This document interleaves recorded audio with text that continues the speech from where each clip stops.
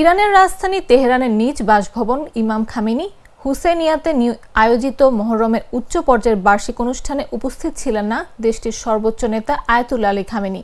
এ নিয়ে প্রায় ২২ দিন ধরে আয়াতুল্লাহ আলী খামেনি জনসমক্ষে আসেনি বলে জানিয়েছে ব্রিটিশ সংবাদ মাধ্যম বিবিসি। বুধবার রাতে এ অনুষ্ঠানের আয়োজন করা হয়। প্রতি বছর এই আয়োজনে তিনি অংশ নিতেন। এবার অংশগ্রহণ না করায় চলছে নানা গুঞ্জন। বিবিসি জানায়, ইসরায়েলের সঙ্গে সংঘাত শুরুর পর থেকে প্রায় ২২ দিন ধরে আয়াতুল্লাহ আলী খামেনি জনসমক্ষে আসেনি। এমনকি নিহত শীর্ষ সেনা কমান্ডারদের জানাজাতেও তিনি উপস্থিত হননি, যা সাধারণত তার রুটিনের অংশ। রাষ্ট্রীয় গণমাধ্যমে তার অনুপস্থিতির বিষয় উল্লেখ না করলেও সংবাদ প্রচারে বিষয়টিকে স্বাভাবিক দেখানোর চেষ্টা লক্ষ্য করা গেছে। কিন্তু বিবিসির পার্সিয়ান সার্ভিস বলছে, আলী খামেনির জনসমক্ষে না আসা ইঙ্গিত দেয় যে তার জীবন এখনও ঝুঁকির মধ্যে রয়েছে।